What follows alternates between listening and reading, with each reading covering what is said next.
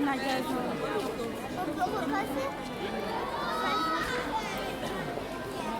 I do is look after the ferrets, okay? Oh, she's let another one go down. It's honestly, it's getting hopeless. So we've got the albino ferret, and we've got the polecat ferret, and we've got now modern silvers.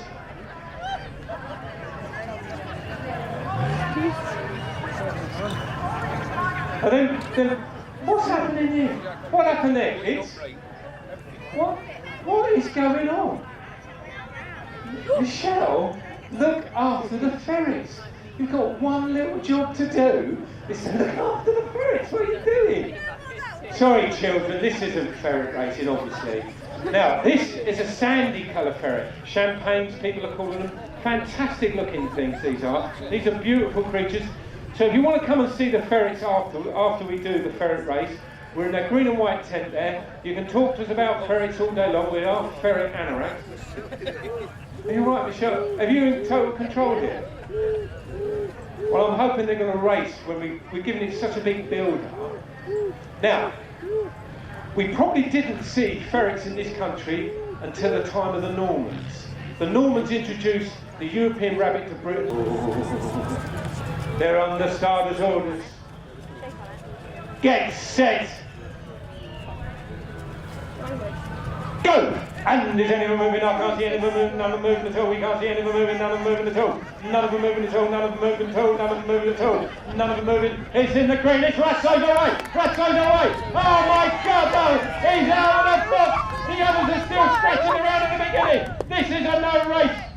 He's not come out! He's not out! He's not out! He's not out! Here comes Sexy Beast now! Sexy Beast for Ratso's out! Ratso's out! Sexy Beast is making a run! Betty Boo and Bad Boy Bubba are just having a little scratch about there. The course has gone wrong here. It's all gone. Sexy Beast didn't come out. It's all about second place. Here comes Bad Boy Bubba. Bad Boy Bubba, but Betty Boo's making a late run for second place. It was all about the winner there. Thank you very much. We got Ratso. Let's have a big round of applause there for Austin and Jacob. Let's have a big round of applause there. If you want to talk about ferrets, we're in the green and white tent, come and see us. Give us a few minutes and you can come and meet Tiny Tim. Thank you very much.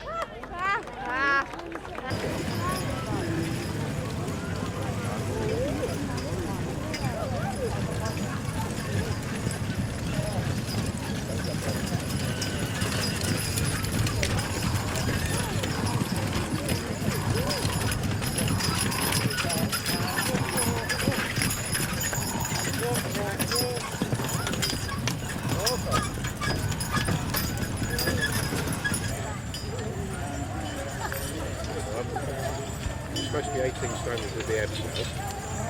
Was it 19? Or so I was just under. So they're not too bad. So there's three, right?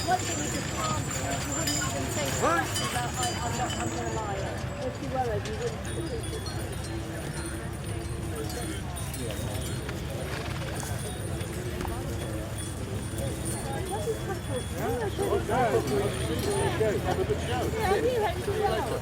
I'll see you later.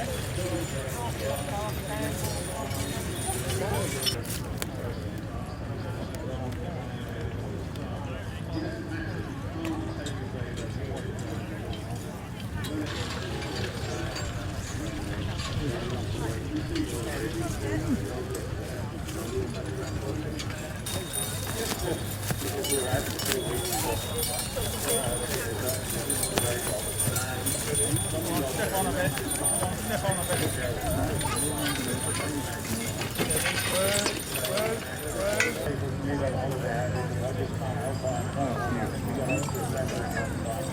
Vitamin, who's 13, to a lovely cart, and you'll see everybody's making a wonderful effort with all the pinks and colours. Perfect, really, isn't it? Rowena, of course, is steeped in heavy horses, because not only was her father a very, very well-known heavy horseman, but also her brother, Robert Sampson. You may have seen him on things like Country File and all sorts, driving quite a number of horses. Anyway, welcome to her. Following Chris Warden there, and I'm just looking to see, that is Thank you. It's Eugenie Hiscock, and that's Jamie to all of us. Again, another person who's been working with heavy horses a long time, and that's the Suffolk that she and her husband Randy own, called Liberty Bell. Liberty Bell, I think, is about, I want to say about 10, that's right, 10 years old. Closely followed by Sarah Billinghurst. Sarah is up from the Chichester area, West Sussex.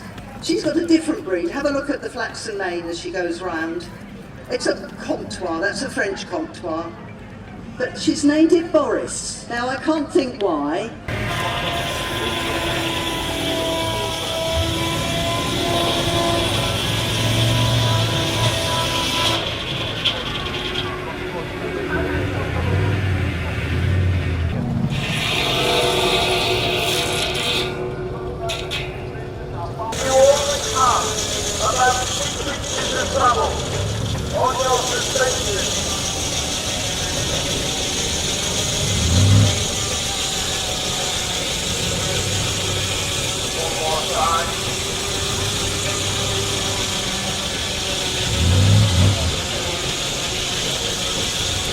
One end of the race bike, war, personal war, festival war bike. Now we've also got some more modern bikes, some of the Japanese bikes. Something that caught my eye was an early Japanese bike, 495, a little bike,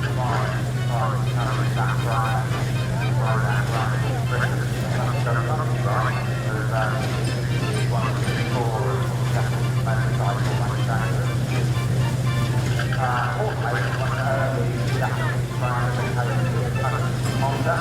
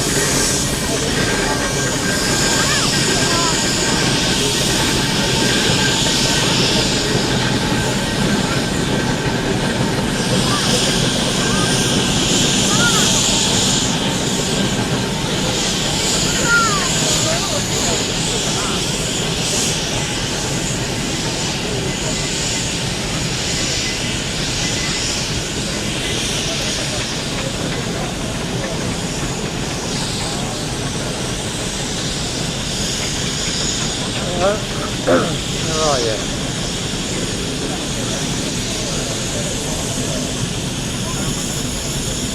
You know what?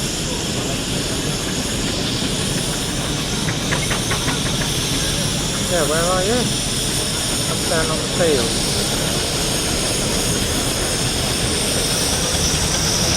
I've no idea where that is.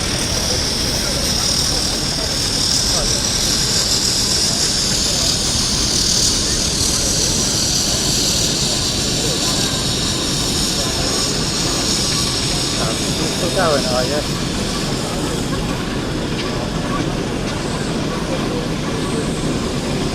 Oh, I won't be open at 1 o'clock. Well, I've done it. I've been up on the head up on the tower. Wait for 8. Have to wait for 8.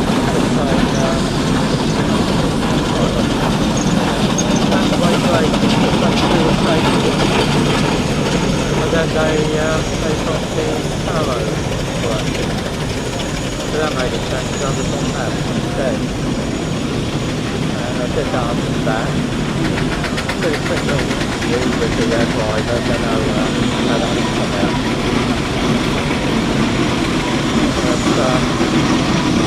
But I don't know where the interest on it, but how far is the interest in that field?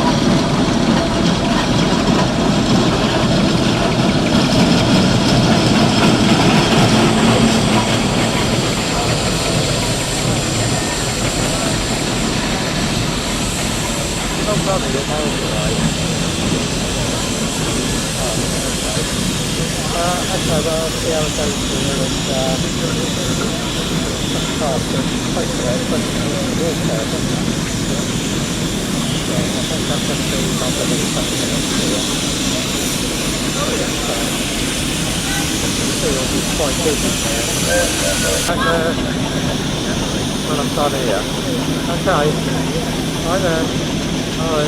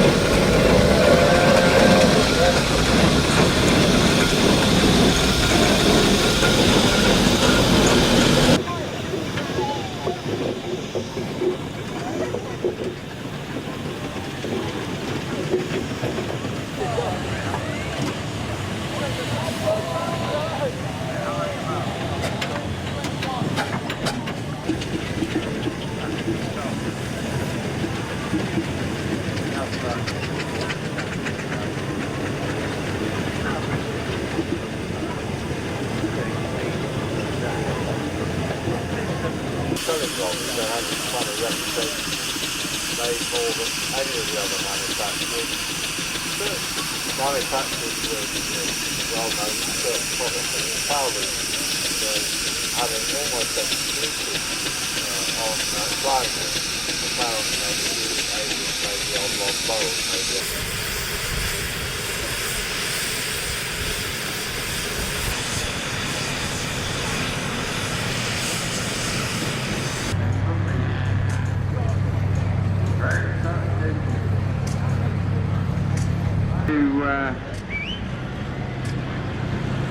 coming to the sledge operation.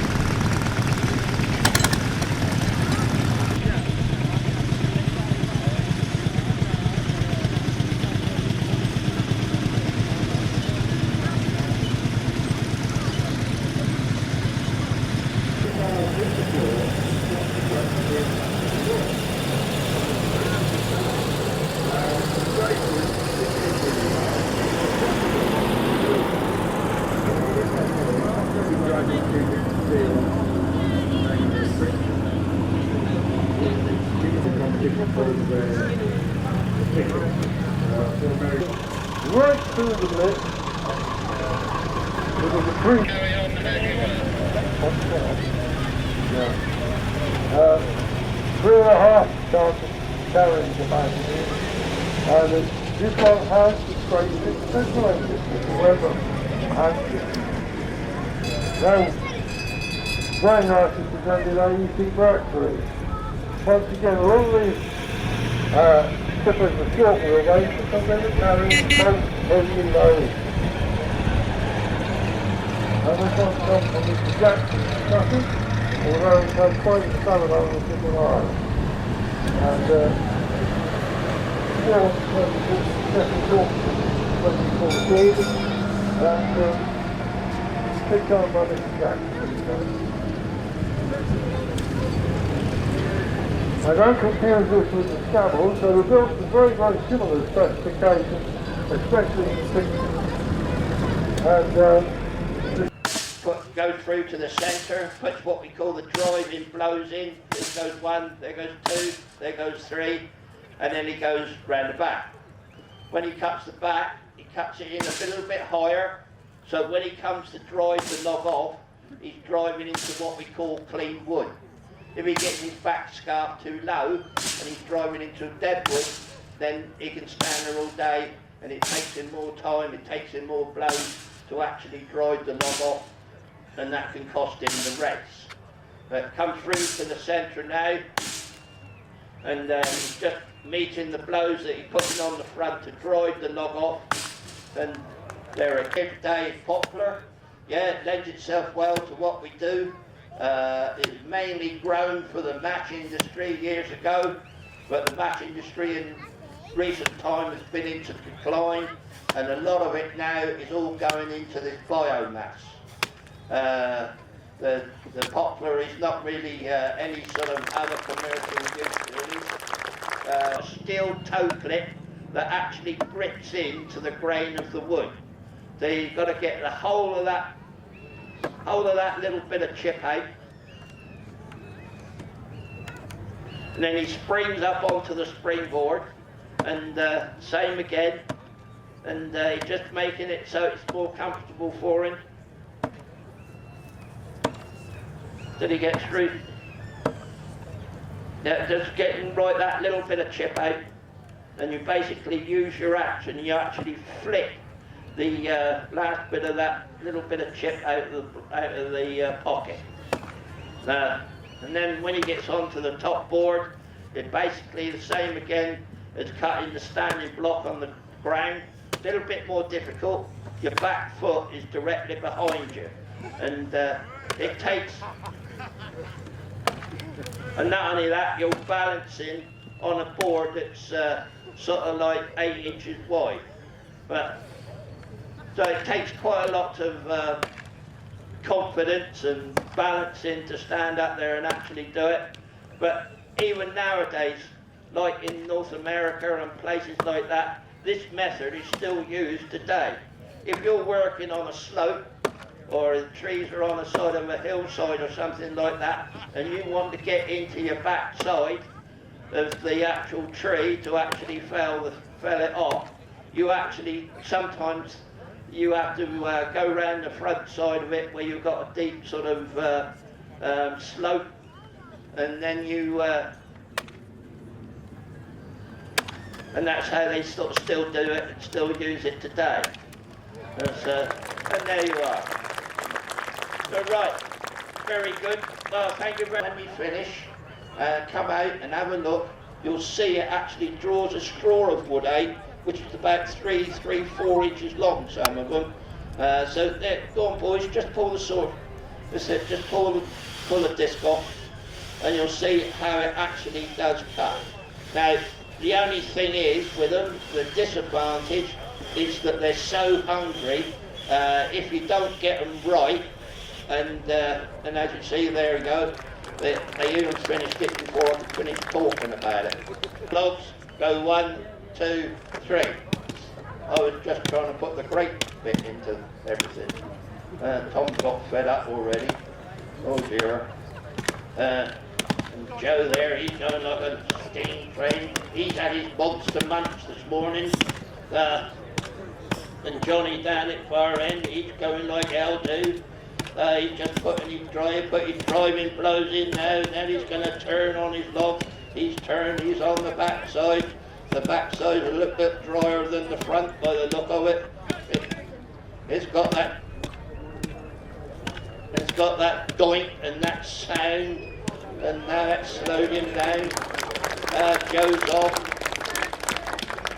The monster munching this morning that he had worked by the look of it.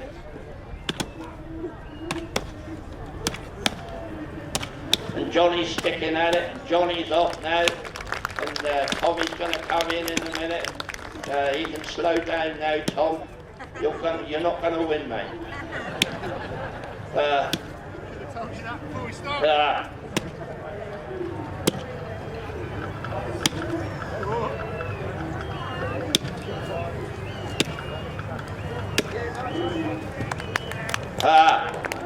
There you are. And there it goes. Right.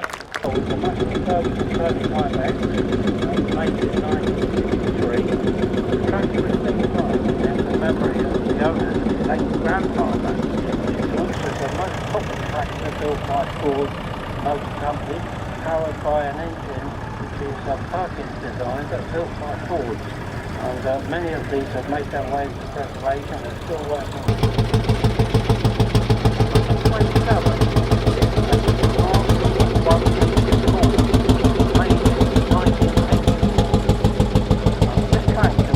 Manufactured for the Martin Company in Italy. Number 36, our second example was the 1830 Martin. So we're so fortunate to see two examples of this very rare tractor. This one was built in 1934 and just listen to the wonderful sound the engine in 42. It's owned by Derek Yates of Wallingford in Oxford. Having owned one of these tractors, I know. This is owned by Mr. Noreen Fowler from Freeport in Dorset. Yeah, the MP6 is highly prized by tractor collectors today, and you see the huge winch mounted on the back with the spade sticking out the back. When the tractor was winching trees out or whatever, those were lowered into the ground to give purchase when it was winching. A lovely old tractor. Same as number 140.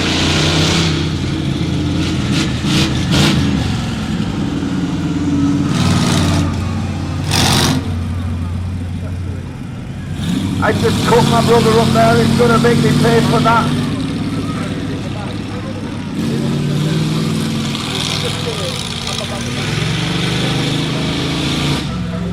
So, ladies and gentlemen, the competition with the drag race. Now, Big Pete has got optional 2 or 4 wheel drive, high or low range box. Currently, Big Pete is in high box 2-wheel drive, and the Grim Reaper is in permanent 4-wheel drive. Now, for the drag race, what we do is we reverse up to the bend.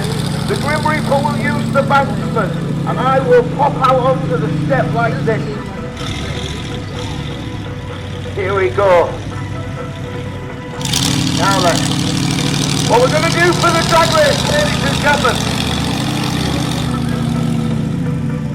Okay, I'm going to leave Big Pete in just 2-wheel drive. Jesus, look at the size of these 2 fellas here. This is not going to end well for me. Oh God. Oh God. Go with it, see what happens. He can't hit me in public. In 2-wheel drive, you are going to give me a countdown. 3, 2, 1. 500 horsepower just to the rear wheels. You with me, fellas? Get these ones. They're going to start spinning furiously. Madam, your hair. It's all going all over you people. All this grass and muck and poop. Are we alright? We're not going to fall out, are we? I'm not falling out with you. Chris, look at the size of him. Jesus, I'm off. I'm out of here. Okay, so. Nice low countdown. As I pull up level with the Grim Reaper. Are you ready? 3, 2, 1.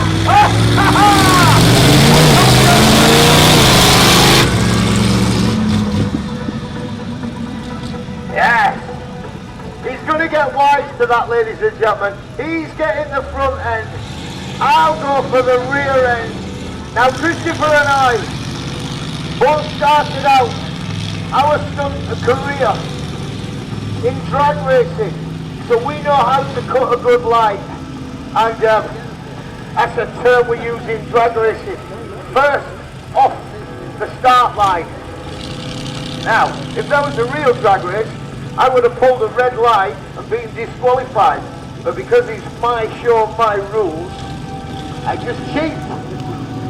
So, ladies and gentlemen, I cheated my way to a victory in the drag race. I cannot cheat in the tug of war. I have no idea how this is going to end up. Will it come in half? Who will be the winner? Clear.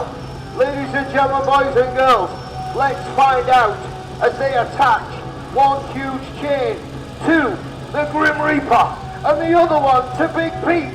This car will make its last journey around this arena in 2 halves.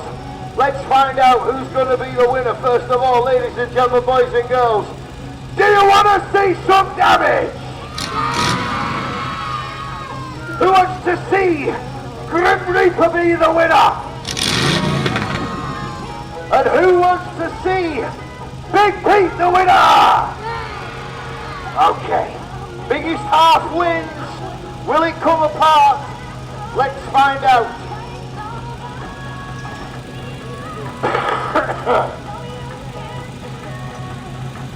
Are you ready? In 3, 2, 1, go! Oh, there's panic! I cannot yet tell. There's smoke everywhere. I'm going to wait till I turn the corner to have a look. We've ripped the seats out, the doors have come off. And yet, I kind of got some dogs. Oh, I can't cheat on that one, ladies and gentlemen. Grim Reaper wins the tug of war.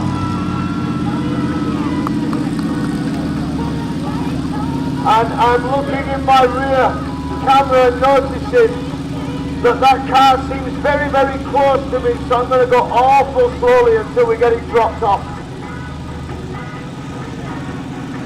Don't forget, folks, straight after this performance, bring the kids down and ride Mini Monster Truck Mania. Here we go. Do you want to see some damage? Are you ready? 3, 2, 1, go!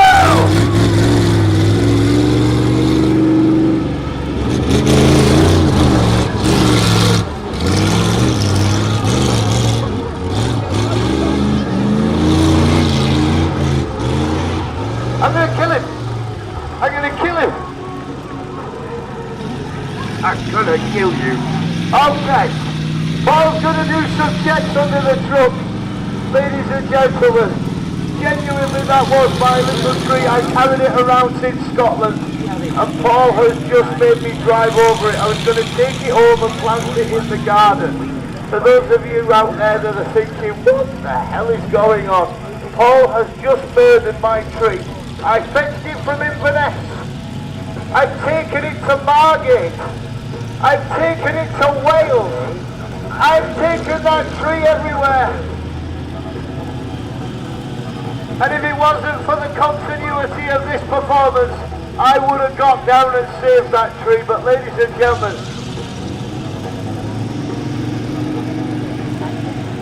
I even gave it a name. It was called Trevor. Trevor the tree is dead. So here we go, back to show business, folks.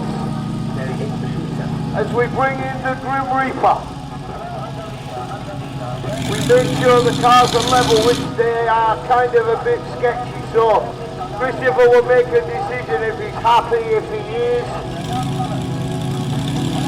he'll go for it. If he isn't,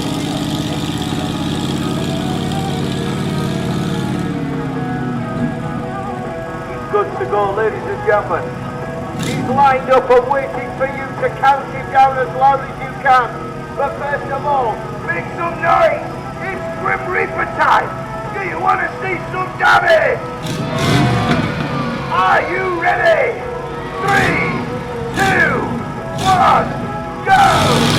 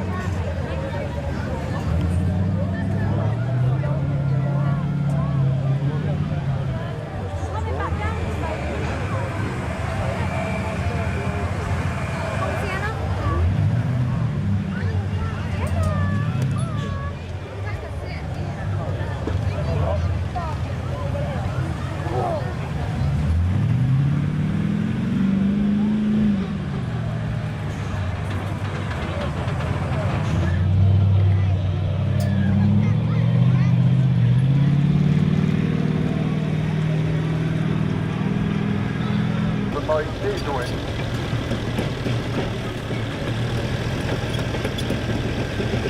The interesting part on this one is it's got a harrows on the back.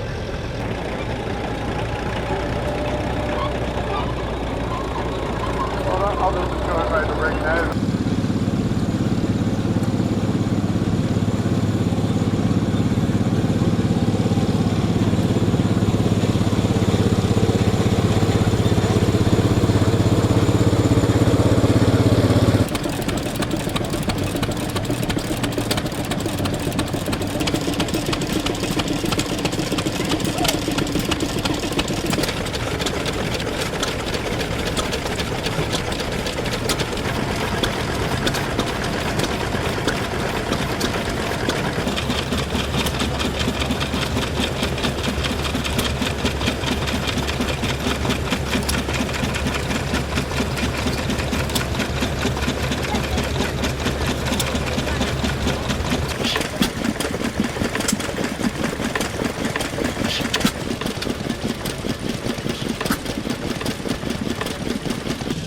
now the more modern Triumphs, the Hinckley Triumphs, will now fall into the category. Even the Hinckley Triumphs now are part of it. Of course, the other nice thing, just to give a plug to the BMTC, is that we have the Club Garage, which sounds quite exciting. And what that is, it's we've got about 10-15 bikes that are available for members to borrow and use.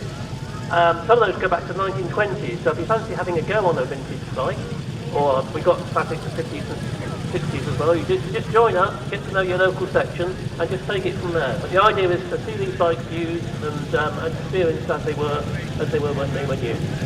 Because yes, a modern, if you ride a modern bike, you know, a bike that's 25, even 30 years old, maybe even 40 years old, isn't so different to ride. But particularly when you're getting into riding some of the pre-war bikes, and we do have some pre-war bikes. Of course, they could take some on back. They've also got swinging at the back, so there wasn't any at all. So, and now we've got a nice early bike, 1922, in another A10, another 650. This is the super rocket bike. Multitude of the bikes are really not just sort of modern Japanese blade valve. I think it was a development of the American engine.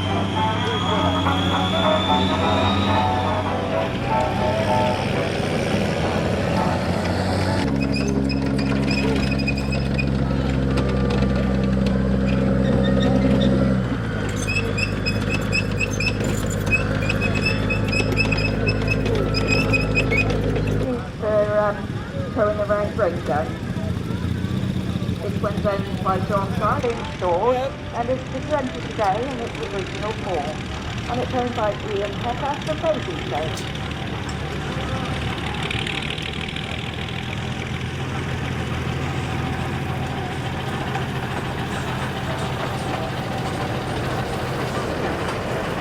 This one's owned by David Fox in Bristol. After the Second World War, the British Army felt the need to have a new heavy armoured car. So the design development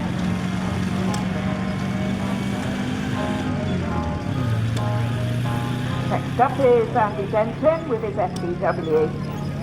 This vehicle was used by the Swiss Army. High explosive, all the way to the slogan engine, you may recognise that for any car fans.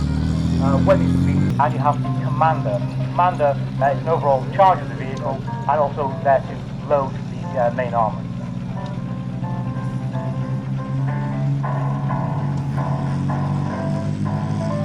These vehicles are also equipped with a secondary armament, it's a 7.62 coaxial machine gun based on the UBMG designation of an L37.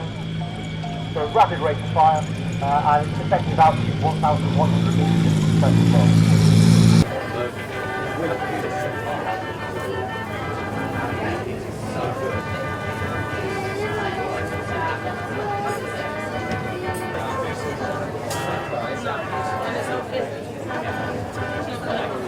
Strictly platonic, but dozens of and I the fears that you must keep your sunny top against. Bring back gifts, time rolls on, the roof is gone, and you can't straighten up your bend. But still, you still stay at Tiffany's.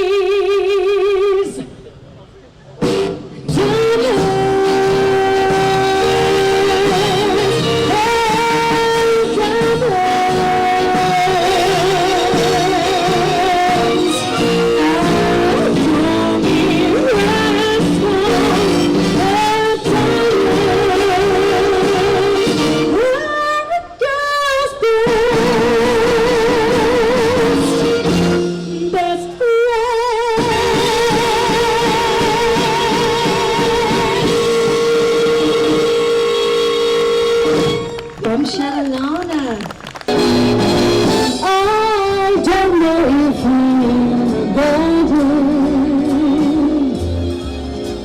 or crowded avenue.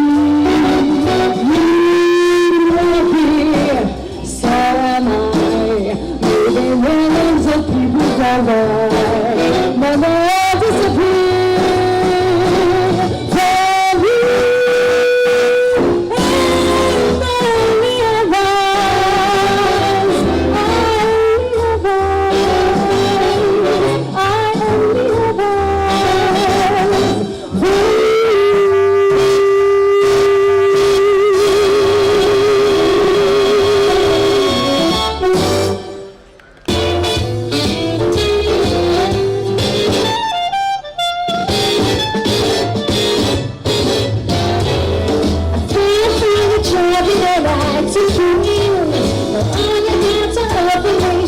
dream of you, why don't you do that? Like somebody like you. Get it through and get me some money too. Get me some money too. Get me some money too. Get me some money too.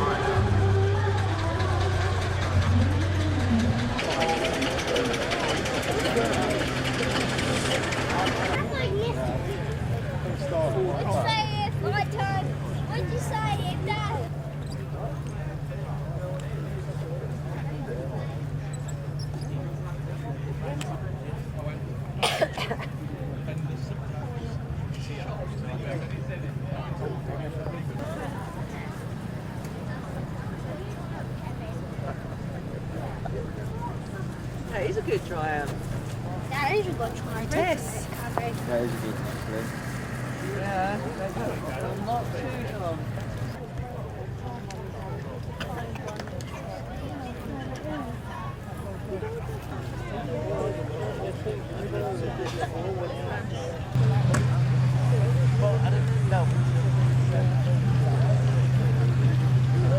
Get them out, because they're stud, but you can loosen that, and now you can put it down there. This way you sit down there, but this is welded to this, so you can't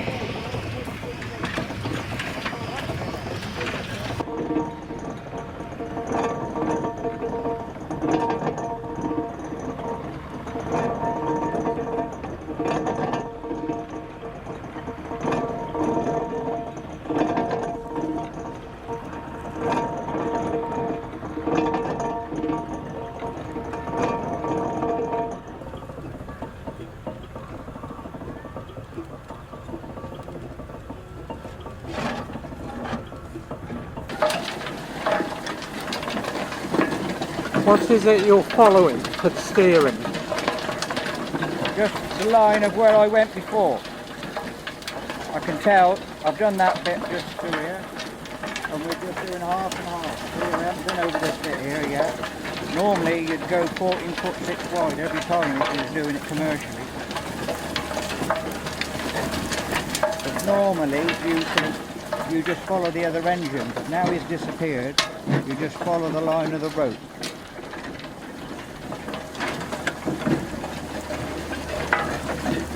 See, he's disappeared completely out of sight now. So. Is this the normal speed you do? No, you normally go a bit faster, but there isn't a lot of ground, so we're just doing a demonstration, just going up and down. Keep going, really. I say normally we would be doing 14'6" every time.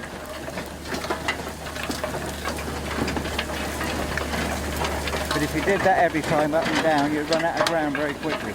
Yeah. This chap here is the only second owner from new.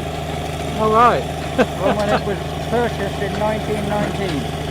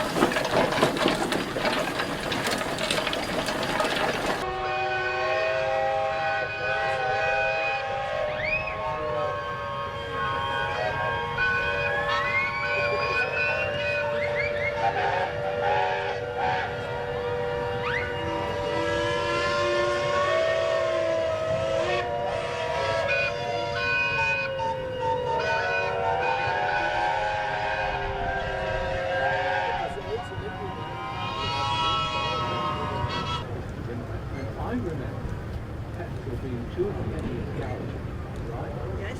A working bloke would have got 200 an hour. That's it. It's pure ploughing. Above, it's tractor, notwithstanding the chimney.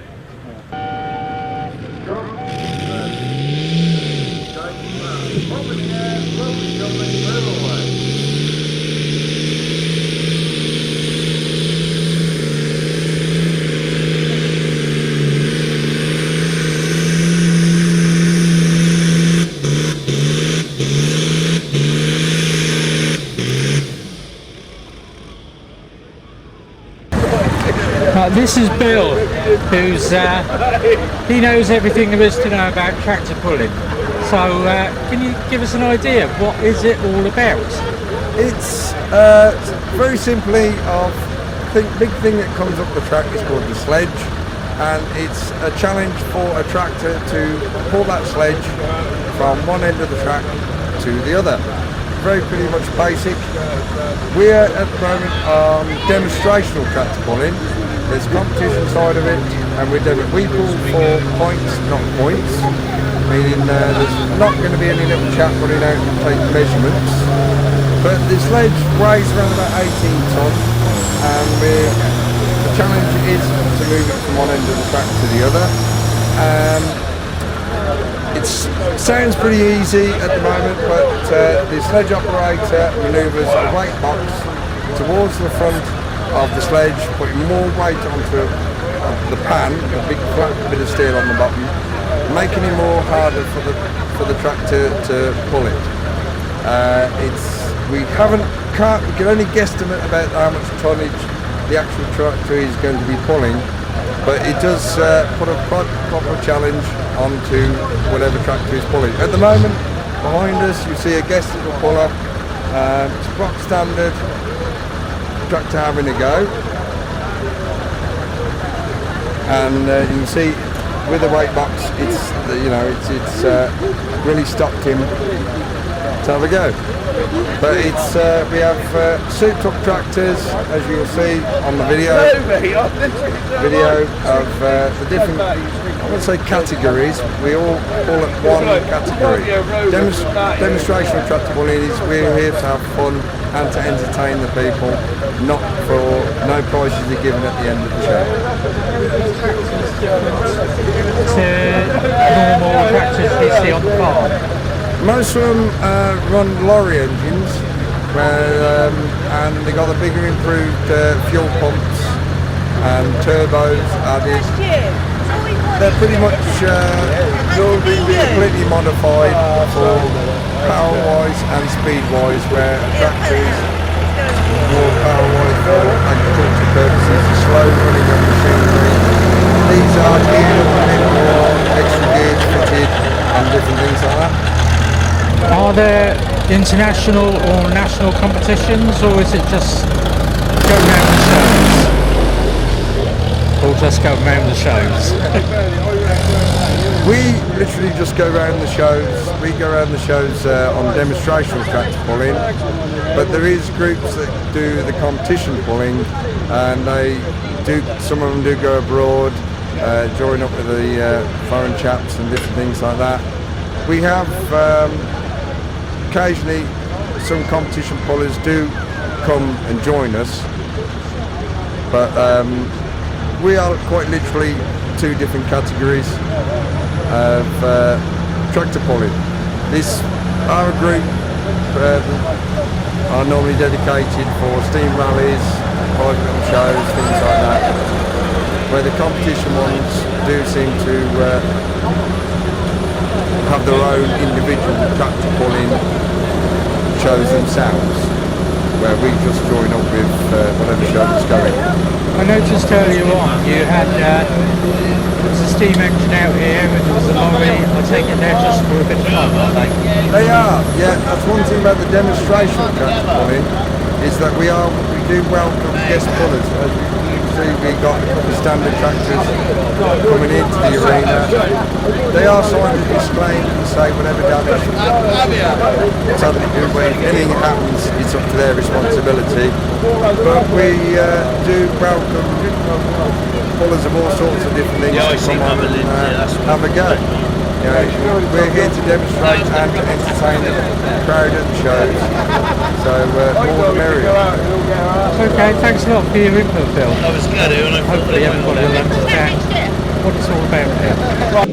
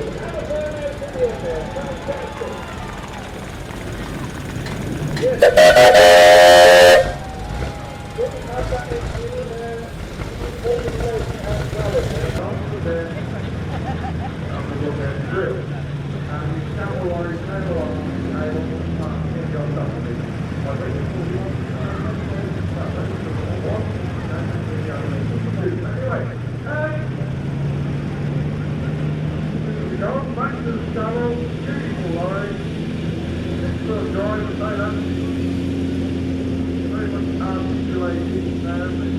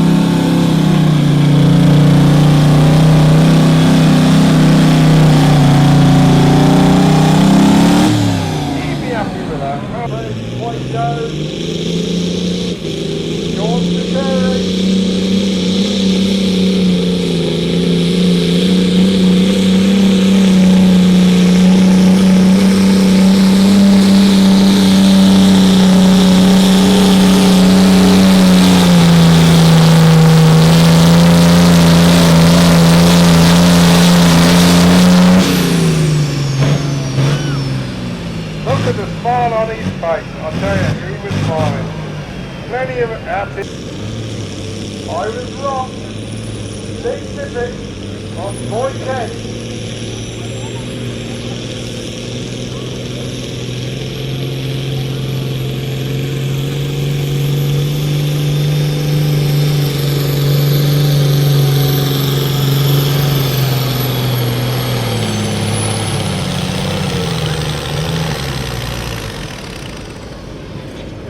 I was literally confident.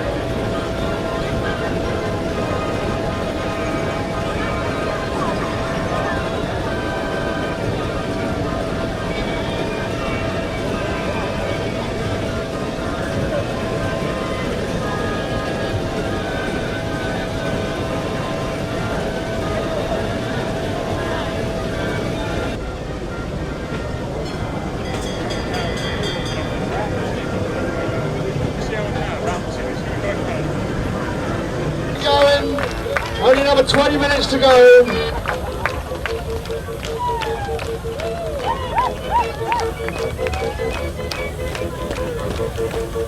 Here we go, they're building up again. Keep those clumps going, please.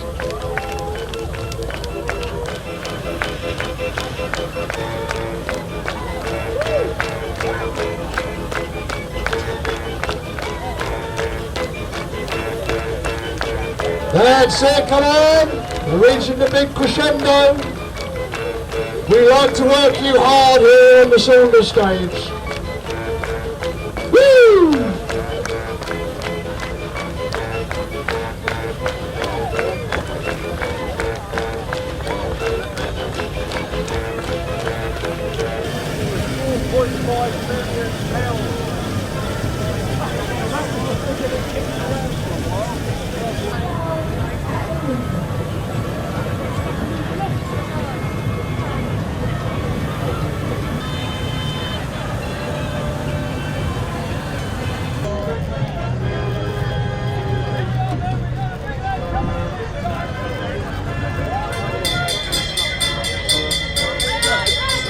Seconds on there, ladies and gents. 15 seconds down. 20 seconds.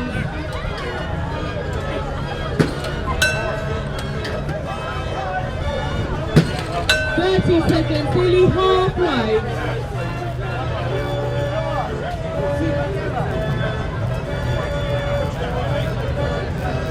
40 seconds. Halfway counting now, 45 and gone. 50 seconds, well done. Thank you.